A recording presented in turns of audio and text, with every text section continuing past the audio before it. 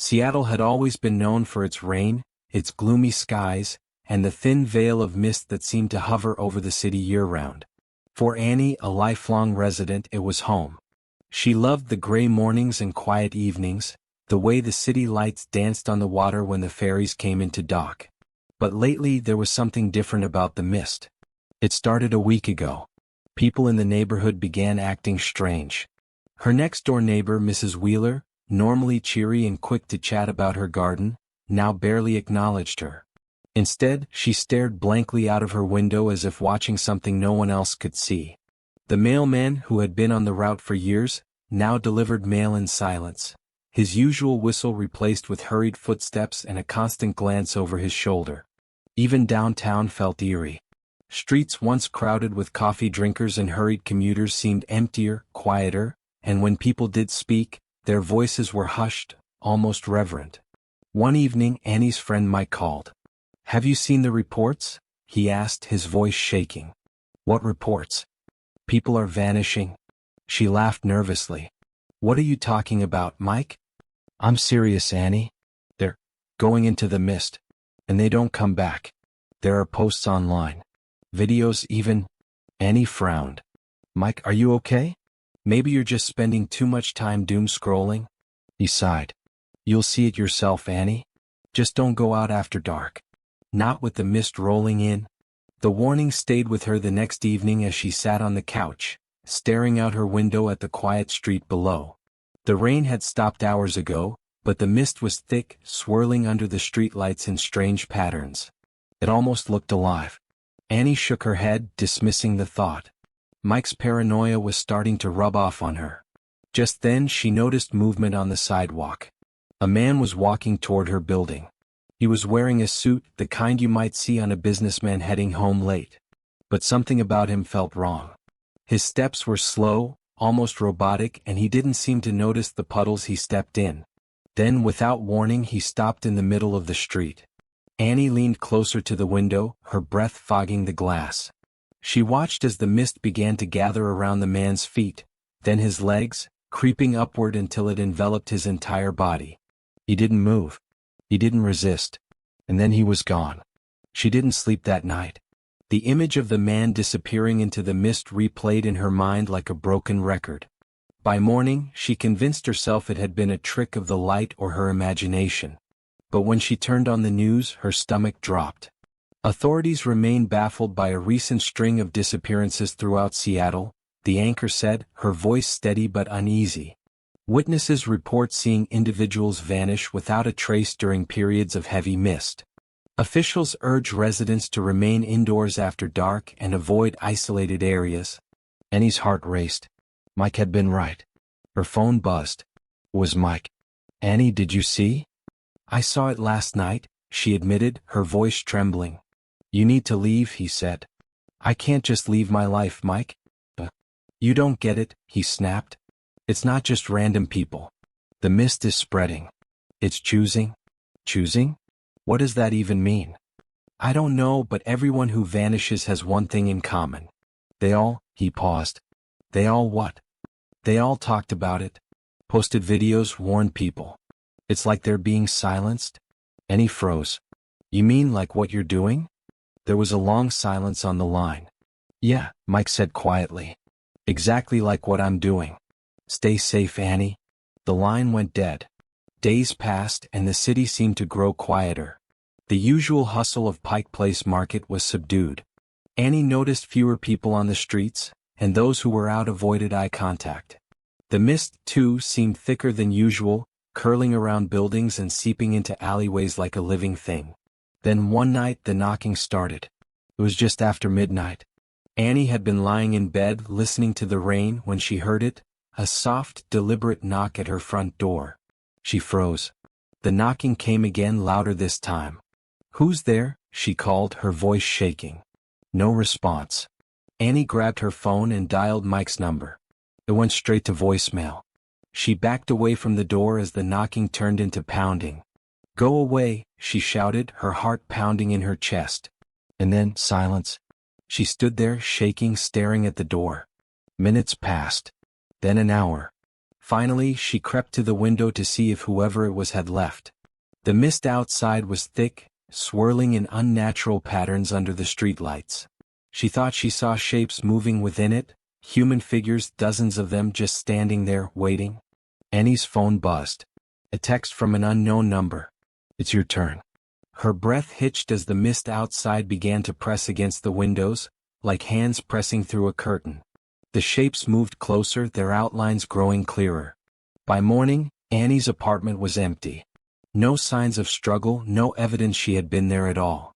Her phone lay on the kitchen counter, a single unread message on the screen. "Welcome to the mist." Her disappearance was never solved. But those who lived in Seattle during the weeks that followed spoke of strange things. The increasing quiet, the way the mist seemed to creep closer to their homes at night. Some swore they heard voices in it, whispering their names.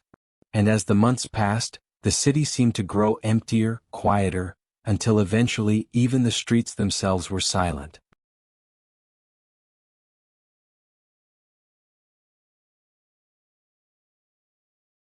It started with a simple find.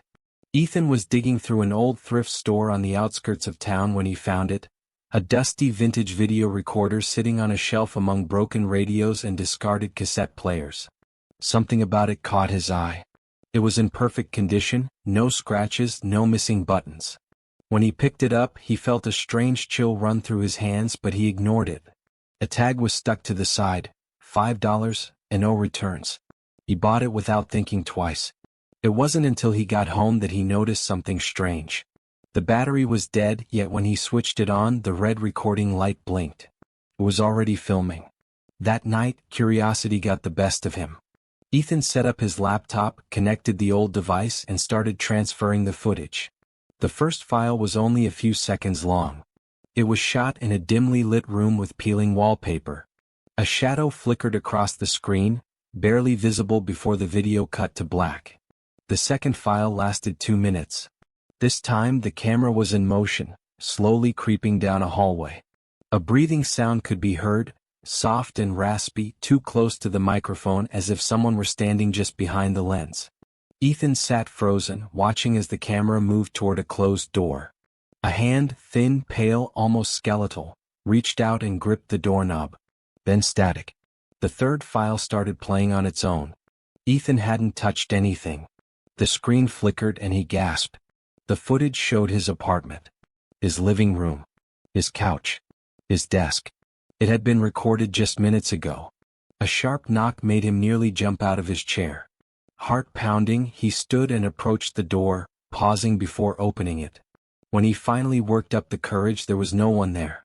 But something felt wrong. The air was colder. His skin tingled. Slowly, he turned back toward his apartment.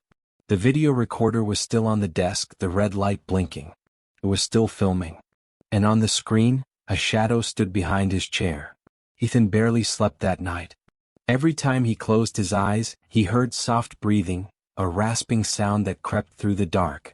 The air in his room felt heavier, colder.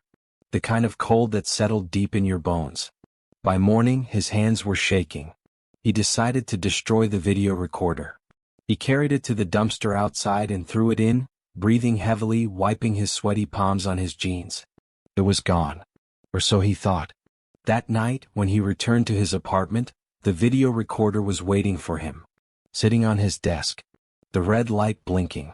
Panicked, Ethan grabbed his laptop and checked the files. New footage had appeared. His finger hovered over the play button.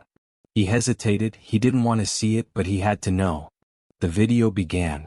The footage showed his bedroom. The camera was positioned at the foot of his bed, watching him as he slept. The image was grainy, but something was off. The blankets stirred. A shadow moved beneath them. Then, slowly, his sleeping self began to rise. Not like a normal person waking up. His body jerked upward in unnatural, puppet-like movements. His arms dangled uselessly at his sides as his head slowly twisted around to face the camera. His own eyes stared at him through the screen, dark, hollow, expressionless. And then he smiled. Not a human smile, a stretched, lifeless grin that seemed to tear at the corners of his mouth. The screen flickered. Recording in progress. Ethan scrambled away from the screen, nearly knocking over his chair. His breath came in quick gasps. His hands trembled. His phone buzzed on the desk. A message appeared on the screen. Unknown number, check the video recorder. With shaking hands, he turned his gaze toward it. The red light continued to blink. Another message. Unknown number, watch the last file. The file was marked with today's date. It was only a minute long. Against every instinct screaming at him, Ethan clicked play. The screen was pitch black at first, the sound of static humming in the background. Then something moved in the darkness. A whispering voice. A scraping sound. And then, his own face filled the screen. But it wasn't him. His eyes were sunken, black pits. His mouth was too wide, his skin too pale. The thing in the footage grinned wider and wider until the screen erupted into static. A final frame appeared before the video ended. A single line of text. You are already recording. Ethan turned around. The video recorder was pointed directly at him. The red light blinked.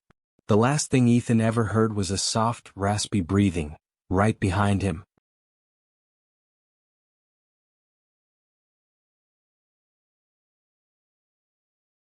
It started with a cat. A small, black cat that showed up at my apartment doorstep one evening, sitting there in the dim hallway, its yellow eyes glowing as if reflecting some unseen light. It didn't move when I approached. It didn't blink. Just watched. I live alone. I don't have pets. I don't even like cats that much. But something about it made me hesitate before closing the door. Then just before the door shut, I heard it. Let me in. I froze. My hand was still gripping the doorknob. I must have misheard, I told myself. Cats don't talk. I slowly opened the door again. The hallway was empty. The cat was gone. That night I felt strange. The kind of strange that made my skin crawl, like being watched through a keyhole.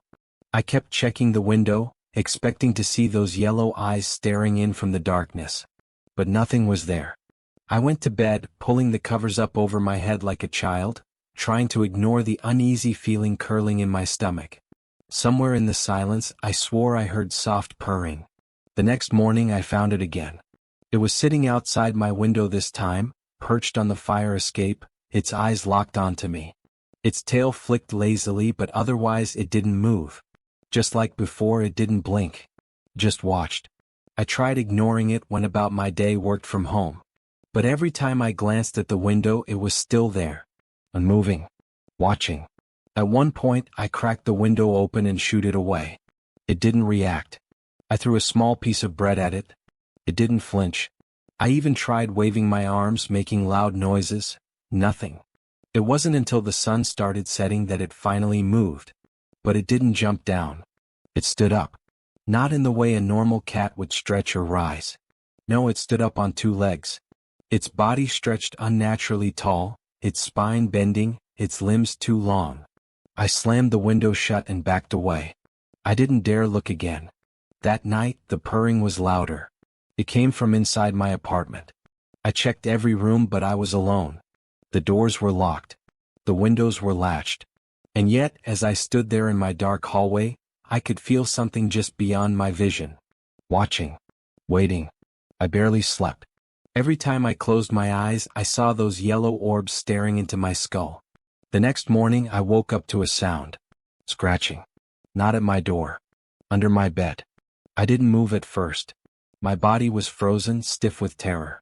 Slowly, I peeked over the edge of my bed. The scratching stopped. Then, purring. Right beneath me. I bolted out of bed and ran to the door, throwing it open, stepping into the hallway. And then I heard it. A whisper. Right against my ear. Let me in. I refused to stay in my apartment after that. I packed a small bag and left, checking into a cheap hotel across town. I didn't tell anyone. It felt wrong to talk about it. Like if I acknowledged it, it would know where I was. But it didn't matter. Because it already did. That night, in the hotel, I tried to convince myself it was all in my head. Stress, paranoia, lack of sleep.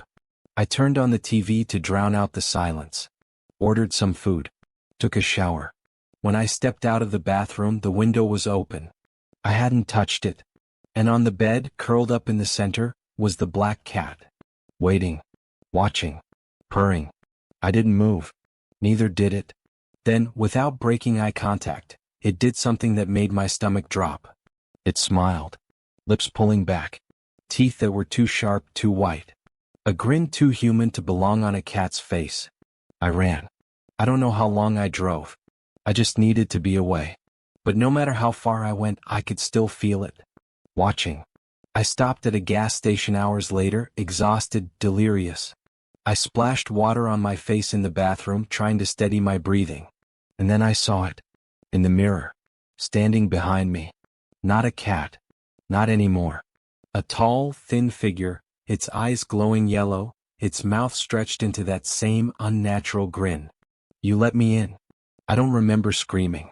I don't remember running. I only remember waking up in my car, parked on the side of the road, my throat raw, my mind blank. The only thing I remember was the purring. Oh, it, right behind me, waiting.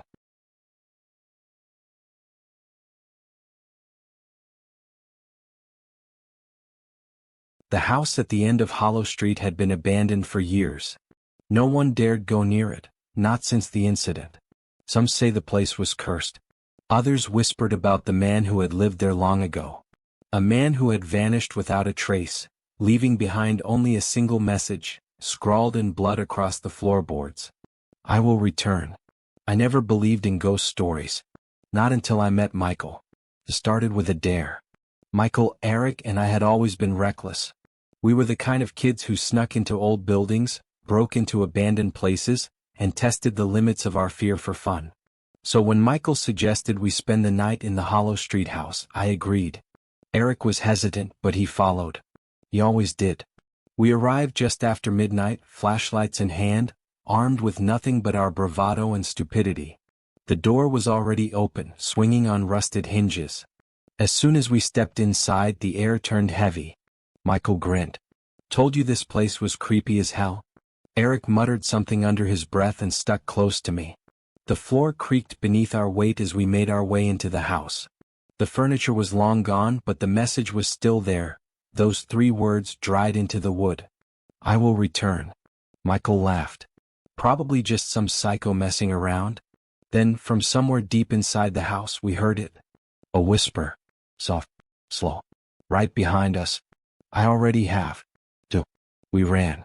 Or at least Eric and I did. Michael, in his usual stupidity, grabbed his flashlight and ran toward the sound. We had no choice but to follow. The whispering continued, growing louder, surrounding us. It wasn't one voice anymore. It was many. The air felt thick, suffocating. The walls seemed to close in. And then, Michael screamed.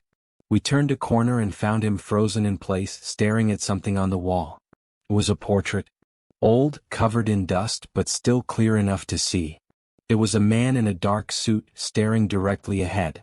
His face was pale, expression unreadable. But his eyes, they moved. I swear to God they followed us. Guys, Michael whispered. Look at the name. Beneath the portrait, carved into the frame, was a name none of us had ever heard before. Gabriel Locke. Before we could react, the whispering stopped. And the door slammed shut. 3. We were trapped. Eric started hyperventilating, banging on the door, screaming for help. Michael just kept staring at the portrait. He's watching us, he muttered. Then the lights went out. And we weren't alone anymore. The whispers returned, filling the darkness, shifting, merging. Until finally one voice broke through. I remember you. Something grabbed me. Cold, bony fingers wrapped around my wrist, pulling me. I screamed. Eric screamed. Michael laughed. At first I thought it was hysteria. Then I realized he wasn't scared. He was smiling. The whispers grew louder, circling us, chanting. He's back. He's back. He's back. And Michael whispered, yes, I am. I turned my flashlight on him. And his face was wrong. His skin was pale, his features shifting. His eyes were no longer his own. They were yellow. A voice, not Michael's, spoke from his mouth. You left me to die. Then the screaming started.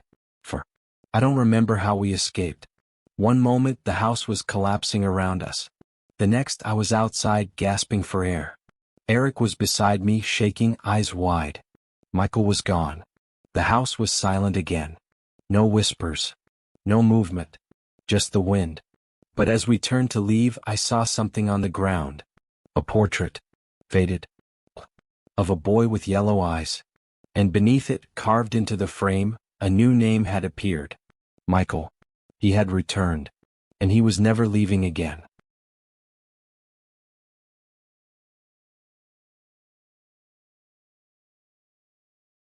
Tokyo never truly sleeps.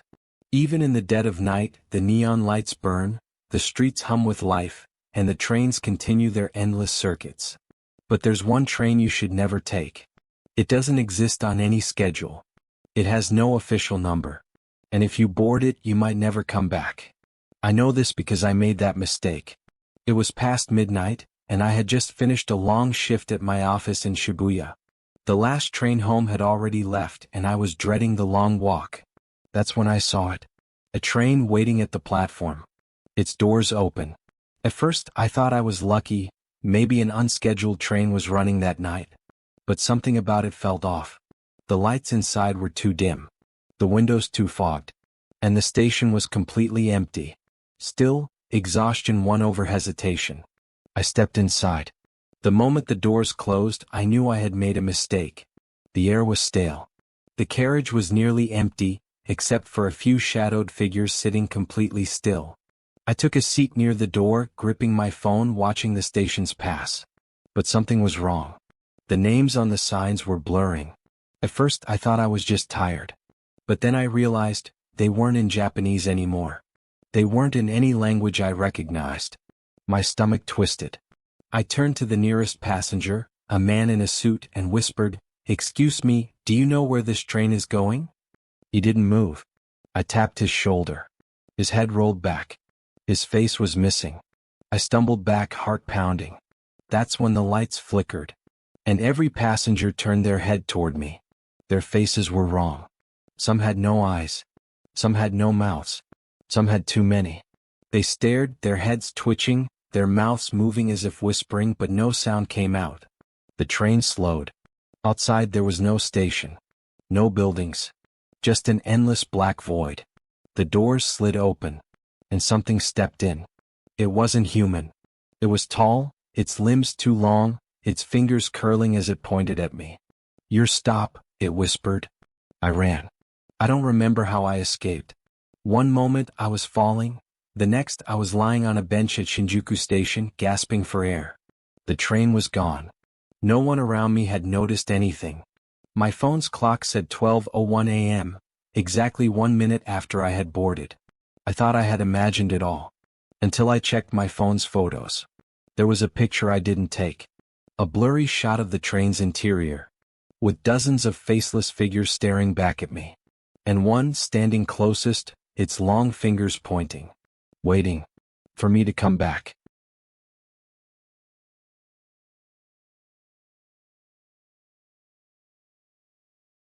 Comedy is all about timing. You learn when to deliver the punchline, when to pause, when to read the room. But some jokes, some laughs, they last too long. And sometimes they don't stop at all. I started doing stand-up in small bars around Tokyo.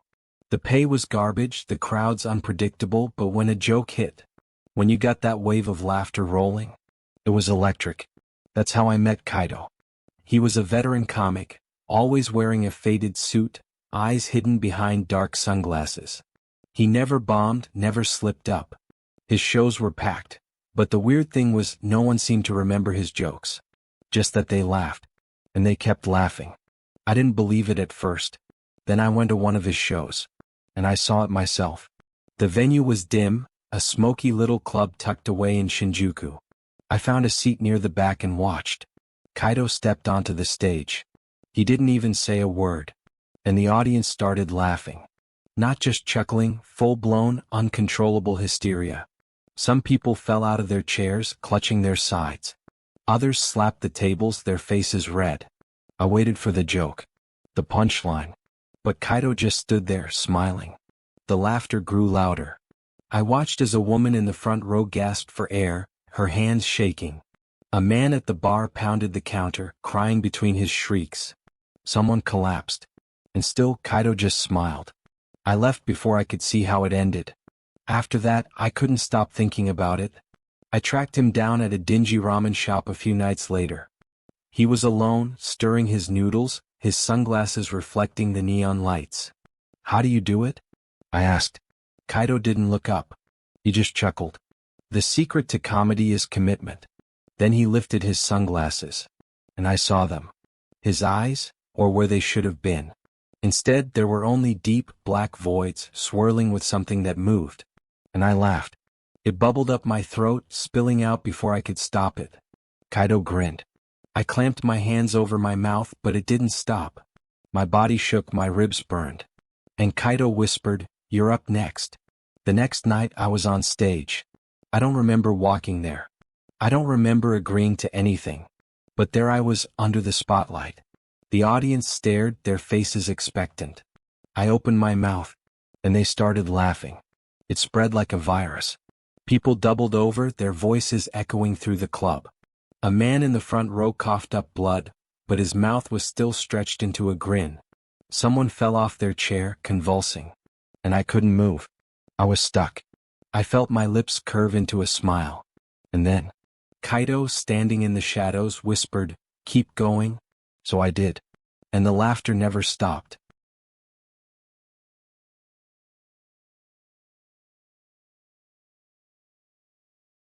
There's something unsettling about the Bahraini desert at night.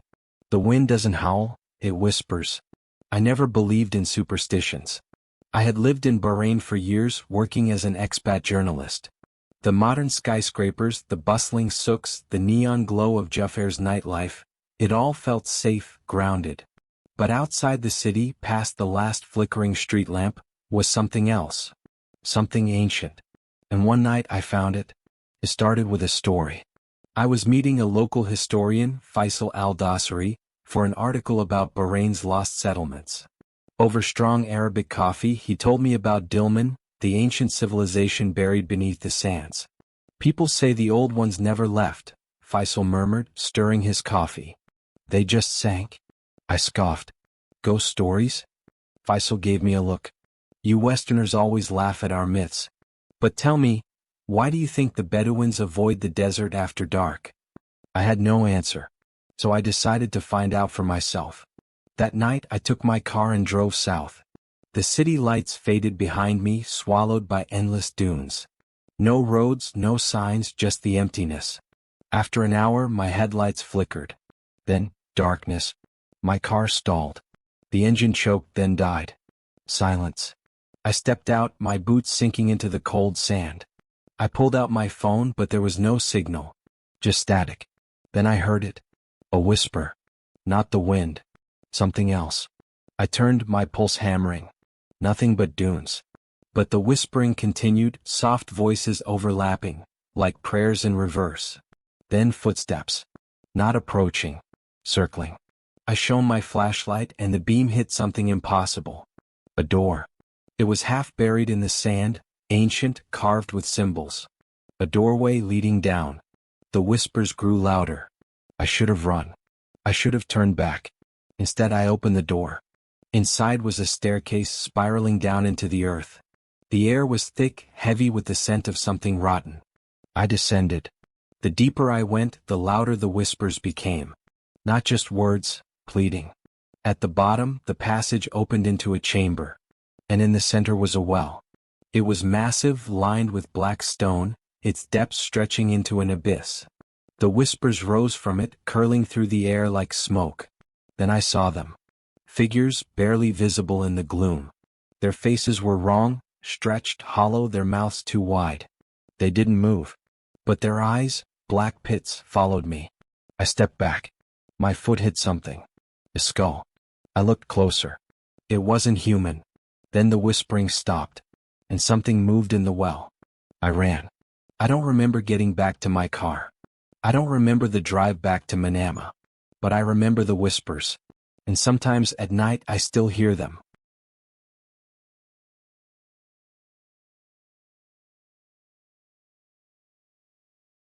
February 14th had never meant much to me.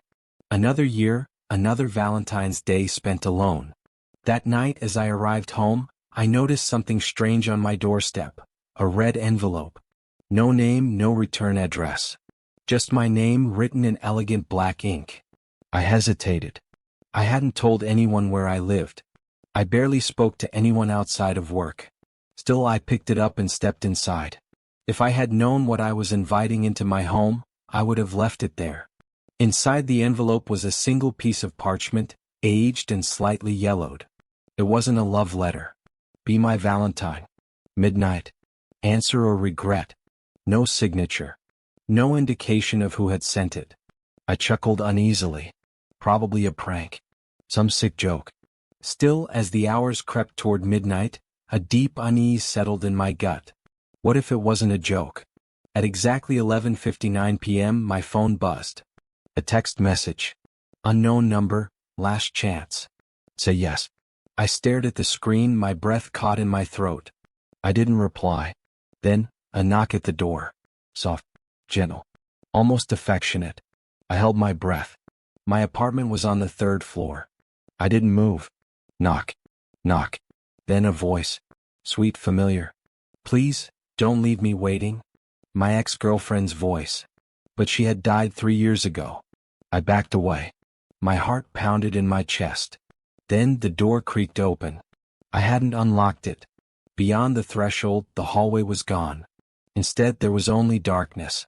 A figure stood just beyond the doorway, tall, shrouded in shadows, its eyes red as fresh roses. It smiled. I've waited long enough. The shadows lunged toward me. And then, nothing. I woke up the next morning lying on my floor. The red envelope was gone. My door was locked. But something was different. On my kitchen table sat a single box of chocolates. I didn't touch them. And when I checked my phone, there was a single message from that unknown number. See you next Valentine's.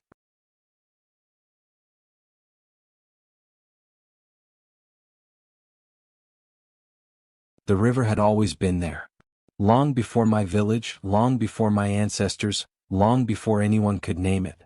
The Padma they called it now, but my grandmother used to say it had another name. A name no one spoke aloud anymore. Rivers remember, she had told me once, her old hands sorting lentils in the dim candlelight. They remember the things we forget. The things we try to bury. I never understood what she meant, until the night I saw the drowning man. It was the monsoon season in Bangladesh, and the river swelled like a beast roused from its sleep. Roads disappeared overnight, entire homes swallowed by the rising tide.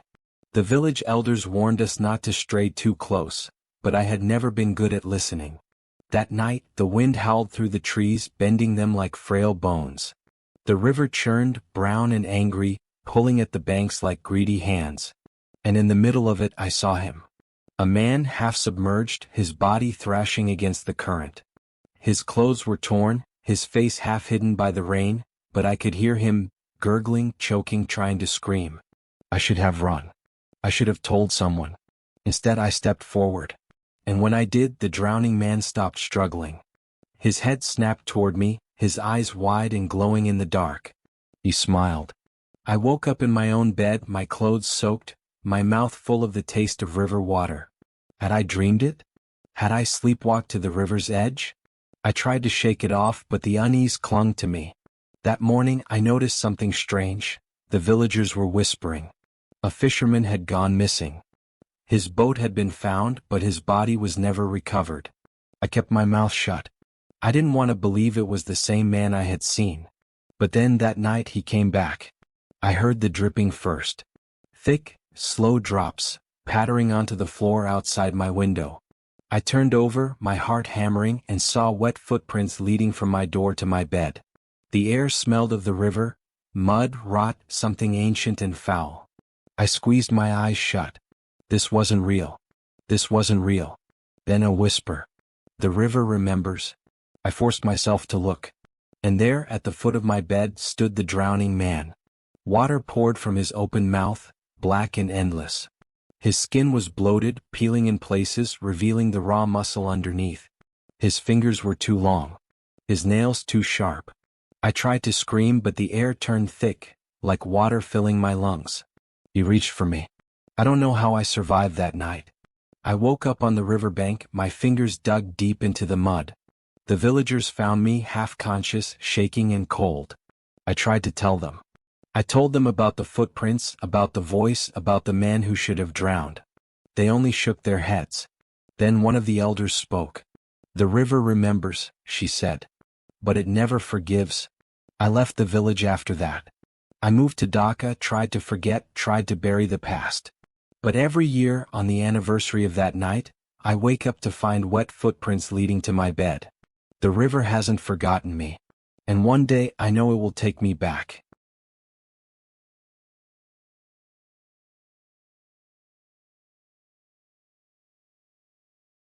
It started with a craving. I had just finished a late shift at work and my stomach was screaming for something greasy. The only place open was a dingy little fast food joint on the outskirts of town, Charlie's Chicken and Fries. I had never heard of it before, which was odd, considering I had lived in this city my entire life. But the neon sign buzzed invitingly, and the smell of fried food hung thick in the air, pulling me in. The place was empty except for a bored-looking cashier who barely glanced at me as I stepped up to the counter. "One large fries," I said, slapping a crumpled bill onto the counter. The cashier hesitated. He glanced toward the kitchen, where a shadow moved behind the greasy window. "You sure?" he asked. Weird question. "Yeah, I'm sure," I said, rolling my eyes. The guy nodded slowly and punched in my order. "Last batch of the night," he muttered. The fries came out in a red and yellow carton, grease seeping through the cardboard. They smelled incredible, salty, crispy, perfect. I grabbed a handful and popped them into my mouth. Delicious. I devoured half the carton before I noticed something strange. The fries were too perfect. Every single one was the same length, the same golden brown color, the same crispy texture. I picked one up and held it between my fingers. It didn't bend. It didn't break. It almost didn't feel like food. I bit into it again and for the first time I really tasted it. Not potato. Something else. Something off. I gagged, spitting the half-chewed fry back into the carton. Then I saw it. A fingernail. Lodged inside the fry I had just bitten. I stumbled back, my stomach twisting. My hands shook as I dumped the fries onto the table. That's when I noticed, the fries weren't fries. The more I looked at them, the more they resembled fingers. Small, thin, unnaturally smooth. Some had tiny ridges, almost like knuckles. One of them had a ring. A gold wedding band partially fried into the crust. I bolted to the counter, my breath coming in short gasps. The cashier was gone. The kitchen door was slightly open, revealing the faint hum of machines. And behind it, the sound of something chopping. I should have run. I should have burned that carton and never looked back. But my legs moved forward, carrying me into the kitchen. The stench hit me first, grease, sweat, and something metallic. The fryer sizzled, oil bubbling furiously. And next to it, a pile of severed fingers. Some raw, some fried to a perfect golden crisp. My stomach lurched. A shadow moved behind the counter, and I barely had time to react before something grabbed my wrist. I turned and my blood ran cold. The cook stared at me. His apron was stained red, his eyes hollow and sunken. He smiled. "You liked them, didn't you?" His grip tightened. "You wanted fries." His other hand raised a cleaver. I don't remember how I escaped. Maybe it was adrenaline. Maybe he let me go. All I know is that I ran. I ran until my lungs burned, until my legs gave out. By the time I looked back, Charlie's Chicken and Fries was gone. The building, the neon sign, everything. As if it had never existed. I tried to tell people. I tried to report it. But no one believed me. There were no records of a restaurant by that name. No missing persons matching what I saw. And yet, a week later, a new fast food joint popped up on the other side of town. Same colors. Same smell. And a new sign. Danny's Famous Fries. I saw people lining up outside. Smiling. Eating. And I wondered, how many hands had gone into making those fries?